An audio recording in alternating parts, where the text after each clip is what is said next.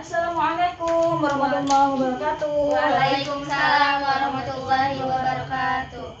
Bagaimana kabarnya pagi ini? Alhamdulillah baik. Alhamdulillah baik ya. Hari ini kalian akan siap untuk menerima pembelajaran. Kita telah tahu bahwa hari ini kita belajar fikih ya.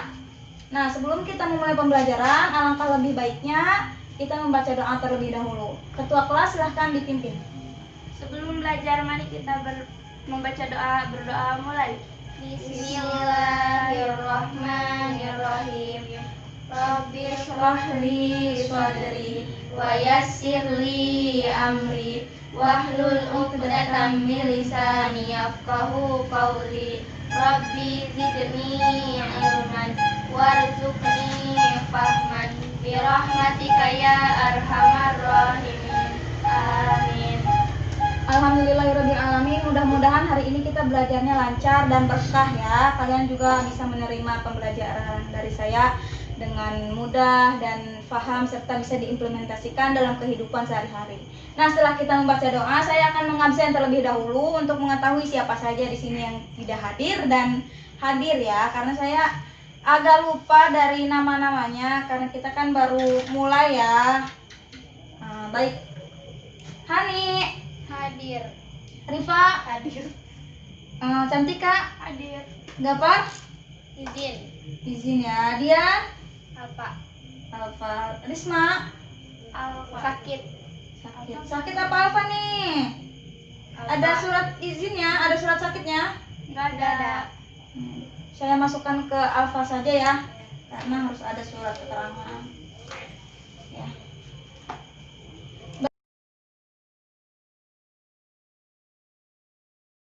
Baiklah, hari ini kita akan mempelajari tentang al-hukmu dan menganalisis al-hukmu, al-hakim dan menganalisis al-hukmu. Sebelumnya saya telah membagikan handout kepada ketua kelas untuk dibagikan ke kalian masing-masing ya. Nah, di sini saya akan menjelaskan bagaimana langkah-langkah pembelajaran kita hari ini. Jadi hari ini kalian ditugaskan untuk berpasang-pasangan. Misalnya A dengan B, C dengan D. Nah, tugas A dengan B ini, A harus memiliki pertanyaan yang harus dijawab oleh B. Kemudian B sebaliknya bertanya, kemudian harus dijawab oleh A. Begitu seterusnya. Nanti saya akan memeriksa kepada tiap-tiap pasangan ya. Jadi kalian selama saya menjelaskan, kalian harus memperhatikan agar kalian paham dan bisa membuat pertanyaan serta menjawab pertanyaan temannya. Paham ya? Jadi kita bisa mulai pembelajaran hari ini. Baiklah, sebelum kita memulai pembelajaran, mari kita membaca basmalah bersama-sama. Bismillahirrahmanirrahim. Baik, minggu sebelumnya kita telah mempelajari tentang konsep ijtihad. Kita ulas sedikit ya. Konsep ijtihad itu merupakan usaha sadar untuk mengemukakan pendapatnya agar menghasilkan suatu hukum melalui istinbat yang berasal dari Al-Quran dan hadis, di mana ijtihad ini dilakukan oleh para mujtahid, di mana mujtahid ini harus dilaksanakan dengan syarat-syarat tertentu. Pertama, yaitu harus beragama Islam. Yang kedua harus balil. Dan yang ketiga tentu yang intelijensinya tinggi, sehingga kepercayaan umat Islam terdahulu itu sangat percaya terhadap mujtahid untuk menghasilkan suatu hukum yang bisa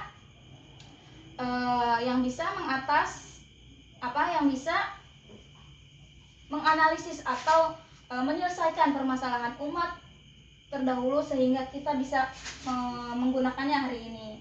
Kita juga tahu bahwa orang-orang yang belum mencapai tingkatan mujtahid, alangkah lebih baiknya dianjurkan untuk bermadhab. Madhab itu ada 4. Iya, kita ketahui. Nah, kita ini menganut madhab Imam Syafi'i. Ya. Baik, hari ini sudah kita ulas ya kemarin, karena hari ini kita juga ada kaitannya dengan pembelajaran sebelumnya. Nah, Sekarang kita akan belajar tentang Al-Hakim dan menganalisis Al-Hukmu. Apa sih Al-Hakim itu? Al-Hakim merupakan hukum syariat yang dilakukan oleh perbuatan mukallaf, di mana hukum-hukum ini berasal dari Allah Subhanahu wa Ta'ala. Kita telah mengetahui bahwa hukum semua kita berasal dari Allah Ta'ala. Allah yang membuat hukum-hukum. Tugas mujtahid ini untuk bukan mengada-ngada hukum ya, tetapi untuk menyelesaikan masalah umat yang kebingungan tentang misalnya ayat ini tentang menjelaskan apa, tetapi harus melakukannya seperti apa. Nah, ini tugas mujtahid ya. Nah, di sini juga kita mengetahui Quran surah Al-An'am ayat 57, di mana sebagai acuan bahwa Allah merupakan pembuat hukum. Ini adalah dalilnya. Silahkan dibuka Quran surah Al-An'am ayat 57. Kita akan membaca bersama-sama ya. Sudah dibuka? Sudah. Yuk, ta'awudz bersama-sama. A'udzu billahi minasyaitonir rajim. Bismillahirrahmanirrahim. Qul inni ala bayyinatin mir rabbi wa kadzdzabtum bihi ma indi ma tasta'jiluna bihi innal hukmu illa lillah yaqussul haqq wa huwa khairul fasilin. Artinya ada yang ingin membaca artinya? Silakan Cantika baca artinya. Katakanlah Muhammad, aku bersabda di atas keterangan yang nyata Al-Quran dari Tuhanku, sedang kamu mendustakannya. Bukanlah kewenanganku untuk menurunkan azab yang kamu tuntut untuk disegerakan datangnya. Menetapkan hukum itu hanyalah hak Allah. Dia menerangkan kebenaran dan dia memberi keputusan yang terbaik. Nah, dari ayat ini kita bisa mengetahui bahwa Allah ini pembuat hukum ya. Jadi kita mesti melaksanakan apa yang diperintahkan Allah dan menjauhi apa yang dilarang Allah. Nanti kita ulas di pembahasan selanjutnya. Nah, tadi seperti yang saya katakan, peran para mujtahid itu bukan mengada-ngada suatu hukum, akan tetapi melainkan hanya melahirkan dan menggali hukum, istinbat hukum yang diperoleh dari memperhatikan dalil-dalil dan isyarat yang dapat dijadikan patokan dalam penetapan suatu ketetapan hukum. Jadi tadi para mujtahid itu perannya apa? Melahirkan dan menggali hukum yang berasal dari Al-Quran dan hadis. Al-Quran dan hadis ini sebagai apa sih untuk umat manusia, khususnya umat muslim? Pedoman hidup. Sebagai pedoman hidup, betul ya. Jadi kita harus berpegang teguh pada Al-Quran dan hadis. Nah, di sini pada baca Al-Qurannya rajin nggak? Insya Allah. Insya Allah ya, tiap malam lah harus baca Al-Quran biar tetap ingat apa yang Allah perintahkan, apa yang Allah larang ya. Nah, tadi itu ya, Al-Hakim itu apa tadi? Pembuat hukum. Siapa tadi pembuat hukum? 4 pajak. Siapa pembuat hukum? Oh, Allah Subhanahu wa Ta'ala. Dalilnya Quran surah Al-An'am ayat 57. Ayat 57, betul. Nah, baik. Selanjutnya yaitu menganalisis al-hukmu. Apa sih al-hukmu itu? Nah, hukum menurut bahasa adalah menetapkan sesuatu terhadap sesuatu. Definisi hukum secara istilah menurut Muhammad Abu Zahra adalah hukum itu adalah tuntutan syar'i, yaitu seruan Allah Subhanahu wa Ta'ala yang berkaitan dengan perbuatan orang mukallaf seperti kita ini, dan baik sifatnya mengandung perintah maupun larangan, adanya pilihan atau adanya sesuatu yang dikaitkan dengan sebab atau hal yang menghalangi adanya sesuatu. Seperti itu ya. Selanjutnya yaitu hukum taklifi. Apa yang disebut hukum taklifi? Ada yang tahu? Sudah dibaca hukum taklifi pada handout sebelumnya? Belum. Ya, nih Mas. kasih. Jadi fungsi handout ini untuk kalian apa dibagikan sebelumnya? Jadi pajangan ya. Iya. Iya. Nanti selanjutnya dibaca terlebih dahulu ya handoutnya ya. Baik, hukum taklifi itu adalah hukum yang mengandung tuntutan untuk mengerjakan dengan tuntutan pasti, tuntutan untuk mengerjakan, tuntutan tidak pasti, tuntutan untuk meninggalkan dengan tuntutan pasti. Tuntutan itu apa sih? Tuntutan itu suruhan gitu loh. Tuntutan itu hal yang harus dilakukan gitu.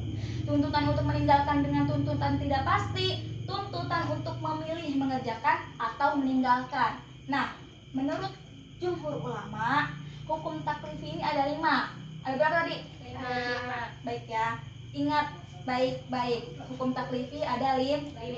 Yang pertama al-ijab atau yang biasa kita sebut wajib. Apa contohnya wajib itu? Hukum wajib yang biasa kita lakukan. Sholat. Terus Zakat. terus puasa. Apa lagi? Membayar fidyah ketika kita tidak bisa melaksanakan puasa. Biasanya kalau kalian halangan, puasa itu digantikan di hari yang bisa kita laksanakan setelah bulan Ramadan. Begitu ya. Itu al-ijab. Baik, al-ijab ini ada dalilnya loh ya. Dalam Quran surah Al-Baqarah ayat 43 di mana di sini menjelaskan tentang dirikanlah sholat dan menunaikan zakat. Tadi sholat dan zakat itu apa? Ketentuan hukum yang wajib dilaksanakan. Begini bunyi ayatnya. A'udzubillahi minasyaitonirrajim. Wa aqimus sholata wa atuz zakah warka'u ma'ar raki'in. Yang artinya adalah dan dirikanlah sholat, tunaikanlah zakat dan rukuklah beserta orang-orang yang rukuk. Perhatikan ya, Al-Baqarah ayat 43. Baik, saya minggu depan ingin meminta kalian untuk menghafalkan ayat-ayat yang nanti akan saya bacakan ya. Jadi tolong catat yang saya bacakan sehingga kalian bisa ingat minggu depan harus menyetorkan hafalan. Oke? Selanjutnya hukum taklifi yang kedua yaitu an-nadab. Yang biasa kita sebut dengan sunnah ya. Sunnah ini berasal dari mana sih? Dari Rasulullah. Biasanya Rasulullah melaksanakan pada zaman Rasul ini para sahabat sangat rajin memperhatikan Rasul, baik dari perkataannya, dari perbuatannya, dari takrirnya, pokoknya semua yang Rasul katakan, lakukan, para sahabat sangat teliti untuk bisa menuliskannya, mencatatnya dan merekamnya sehingga kita bisa merasakannya hari ini. Contohnya perbuatan sunnah itu apa? Baca doa masuk kamar mandi.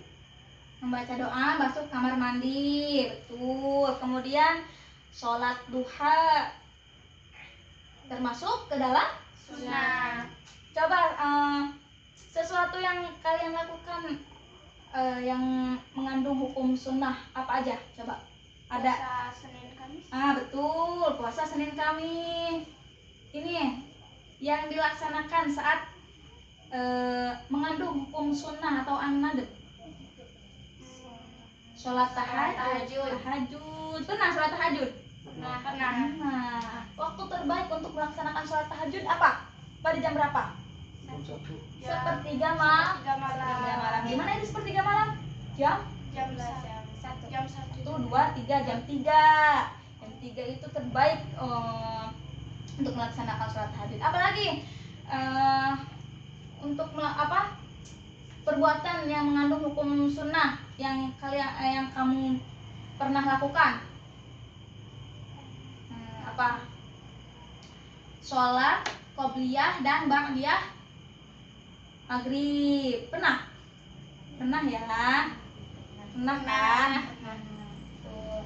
Di sini di dalam Quran surah Al-Baqarah ayat 282 disebutkan bahwa dalil yang menjelaskan tentang bermuamalah tidak secara tunai untuk waktu yang ditentukan. Begini bunyi ayatnya. A'udzubillahi minasyaitonirrajim. Ya ayyuhalladzina amanu idza tadayantum bidainin ila ajalin musamma faktubu. Quran surah Al-Baqarah ayat 282. Baik, hukum selanjutnya yaitu at-tahrim, di mana yang biasa kita sebut dengan haram. Nah, haram ini jelas tidak boleh kita lakukan ya. Contohnya seperti perbuatan apa haram?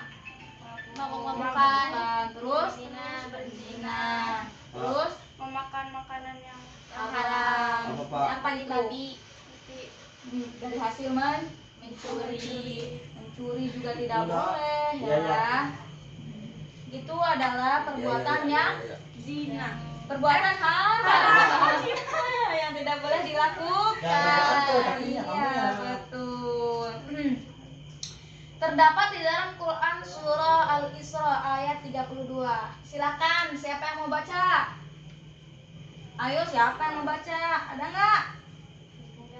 Ya, bareng-bareng ya.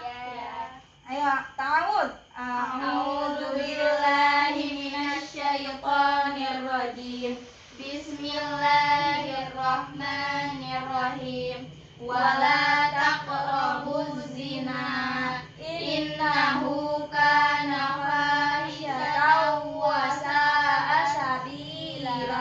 Yang artinya, Dan janganlah kamu mendekati zina. tadi Quran surah Al-Isra ayat 32. Ya, di mana perbuatan ini tidak bisa Dilakukan.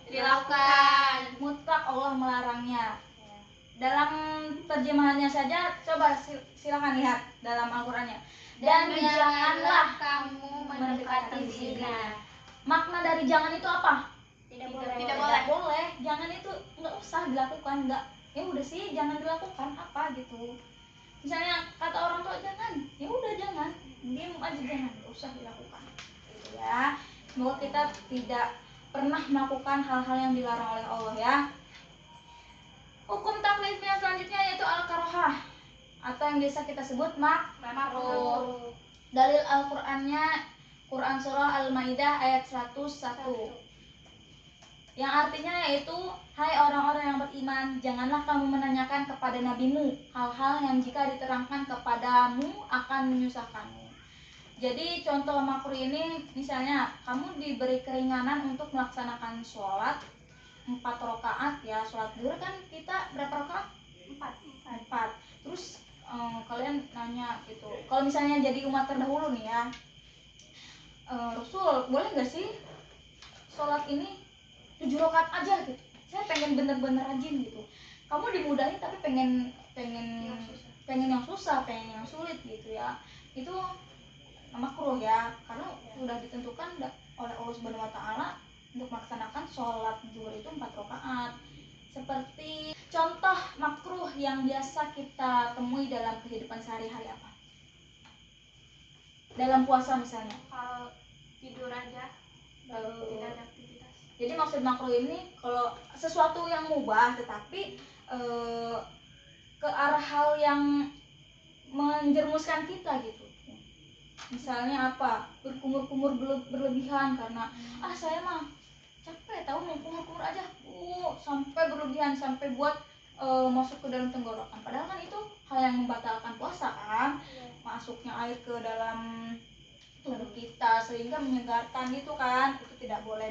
Pernah kan nih pas puasa kumur-kumur terus? Enggak dan ya, nanti makruh lagi, nanti ke arah batal, sia-sia dong 1 hari puasanya. Itu apa yang tadi namanya? Makruh. Iya, makruh. Hukum taklifi yang ke 5. ya? Yang keempat. Ayo fokus dong.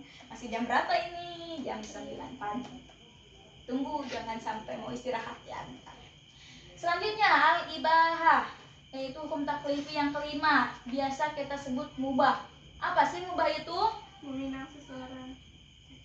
Menghina seseorang. Iya, itu contoh perbuatannya ya. Hebat sekali, siapa ini? Cantika, hebat banget. Udah tahu contoh perbuatan mubah, hebat. Jadi mubah ini perkara yang boleh kita lakukan. Tidak ada unsur tidak ada unsur larangan, tidak ada unsur kewajiban, tapi boleh dilakukan. Apa contoh perbuatan yang biasa kita lakukan? Boleh kita lakukan.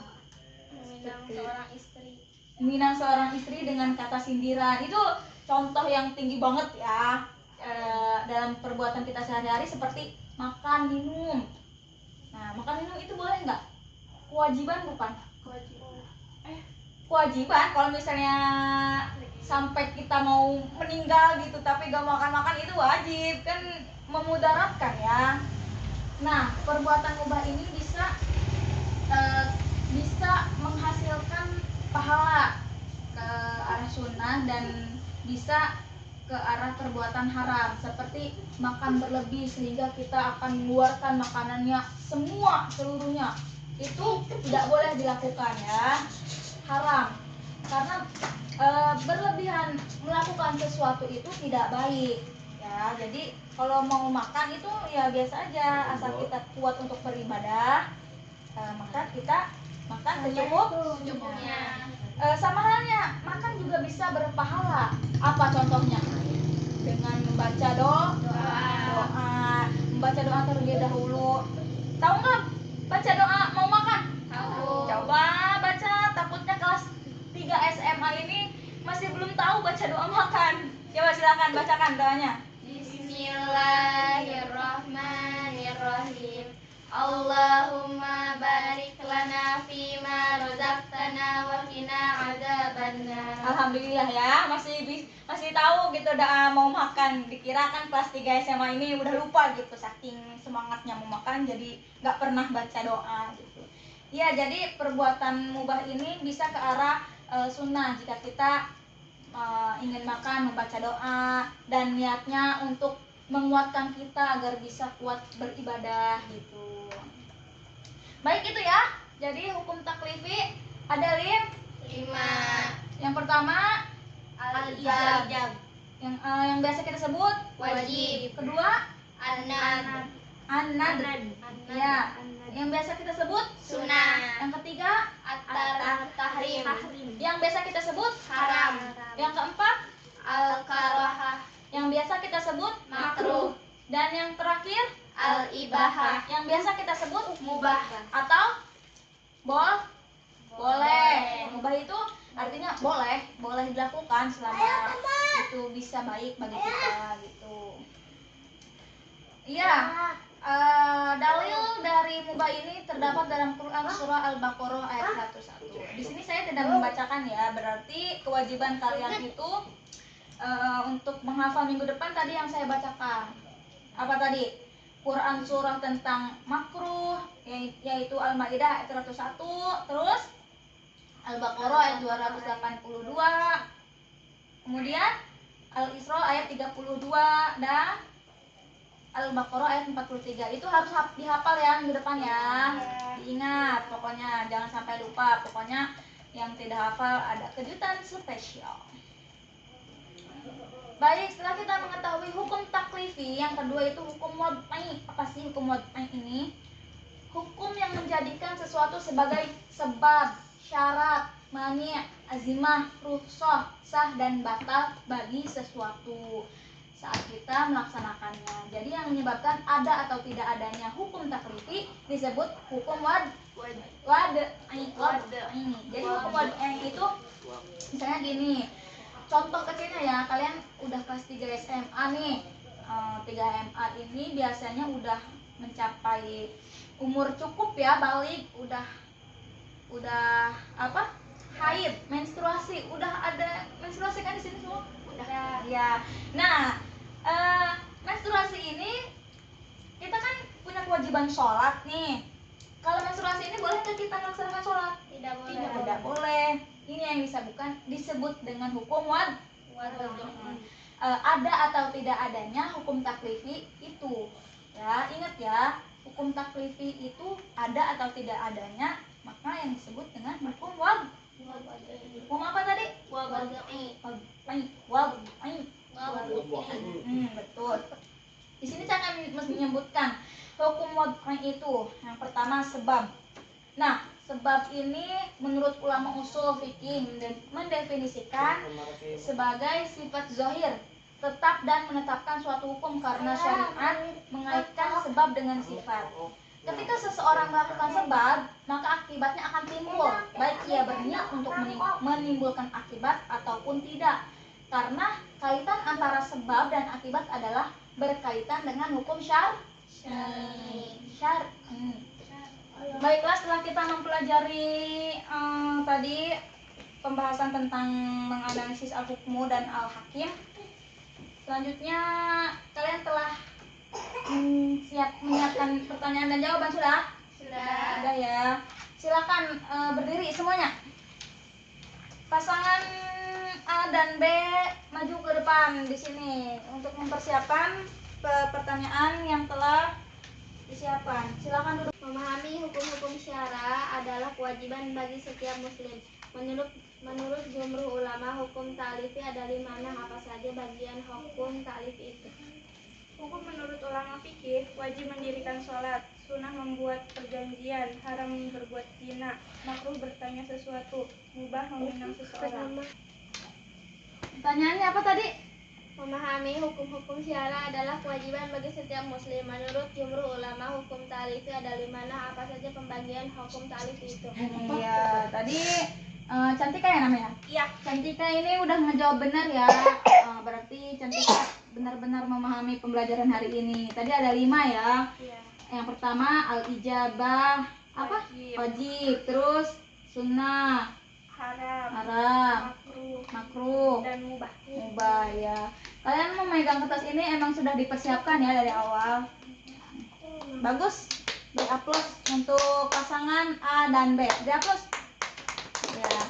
Tadi A-nya yang bertanya. Selanjutnya B yang bertanya.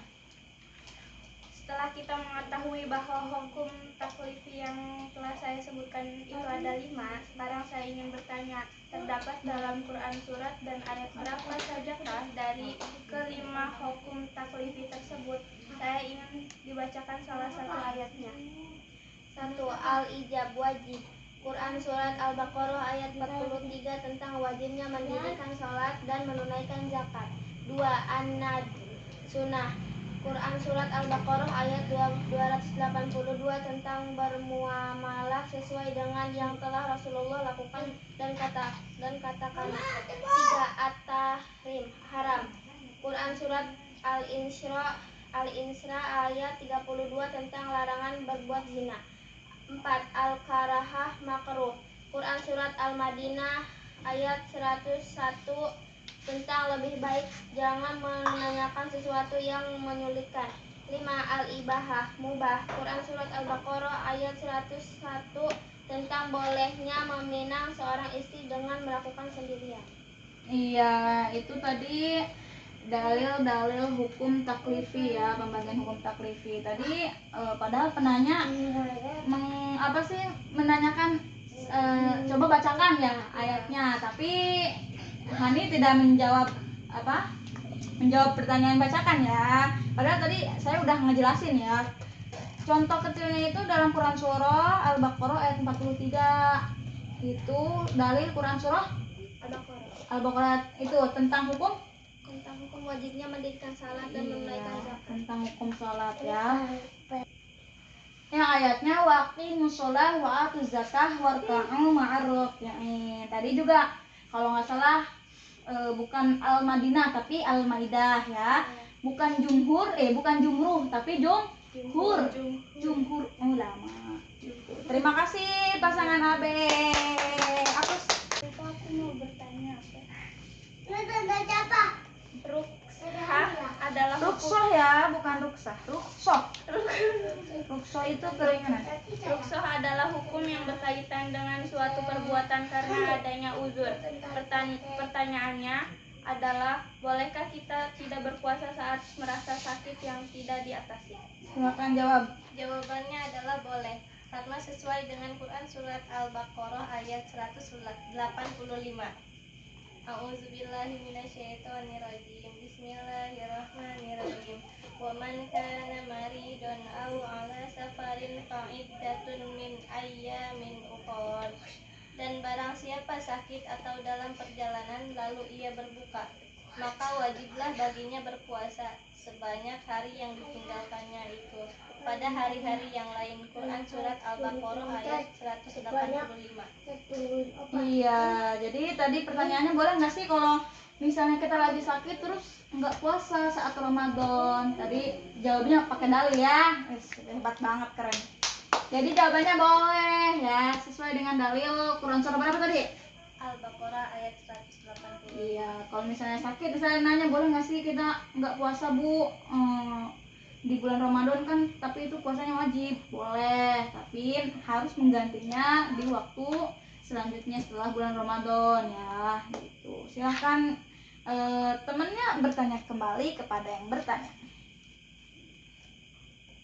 Coba jelaskan kembali apa yang dimaksud syarat. Apakah jika kita tidak melaksanakan syarat tersebut, perbuatan yang kita lakukan akan sia-sia?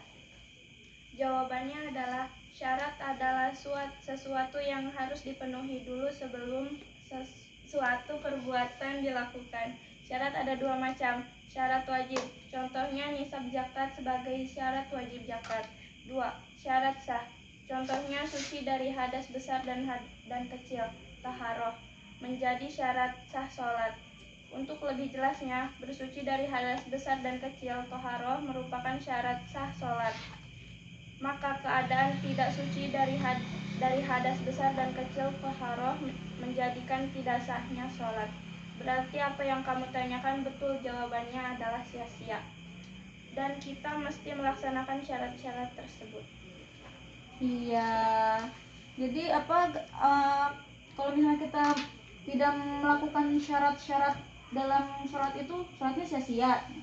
Iya ya, maksudnya itu udah ditetapkan dalam ilmu fikih bahwa sebelum sholat harus melaksanakan wudu. Kalau misalnya wudu, sah nggak sholatnya? Enggak, karena syaratnya sahnya sholat itu harus suci badannya, suci hadas, suci tempatnya. Salah satunya suci badan itu dengan berwudu. Jadi kalau misalnya sholat tanpa wudu, sia-sia, tidak sah. Seperti itu. Terima kasih ya, keren banget. Beri aplaus. Terima kasih. Alhamdulillahirrahmanirrahim ya, pembelajaran hari ini telah selesai. Bagaimana tadi kesan pembelajaran hari ini? Menyenangkan tidak? Menyenangkan. Paham dengan materi hari ini? Paham. Saya ulas kembali ya. Tadi hukum taklifnya ada berapa? 5. Yang pertama Al-ijab, wajib. yang kedua an-nadab, sunnah. Yang ketiga at-tahrim, haram. Yang keempat al-karohah, makruh. Yang kelima al-ibahah, mubah itu artinya boleh ya. Alhamdulillahirrahmanirrahim. Kalian telah menyelesaikan pembelajaran hari ini. Mudah-mudahan apa yang saya sampaikan bisa dipahami dan bisa diimplementasikan dalam kehidupan sehari-hari. Silahkan disiapkan untuk bersiap-siap pulang ya. Tutup bukunya. Tadi enggak ada yang kelewat kan? Yang absen itu udah pas semua kan? Iya. Udah sesuai ya? Iya. Ketua kelas harap pimpin doa mau pulang ya. Silahkan. Sebelum pulang, mari kita membaca berdoa mulai. Bismillahirrahmanirrahim. Wal ashri Innal insana lafi husrin illa illalladzina amanu wa amilus solihati wa tawasau bil haqqi wa tawasau bis sabr. Shadaqallahul azim. Terima kasih ketua kelas dan terima kasih kepada kalian telah memperhatikan apa yang saya sampaikan. Nah, jangan lupa minggu depan saya tagih ya tugasnya. Apa tadi? Hafalan udah ditulis kan? Semuanya ya, alhamdulillahirrahmanirrahim. Mari kita membaca lafaz hamdalah bersama-sama. Alhamdulillahirrabbilalamin. Silakan. Saya silakan kok. Ya.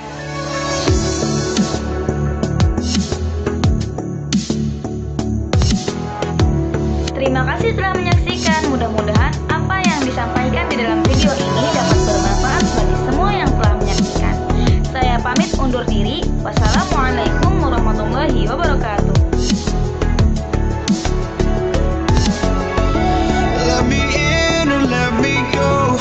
Honestly, try honestly.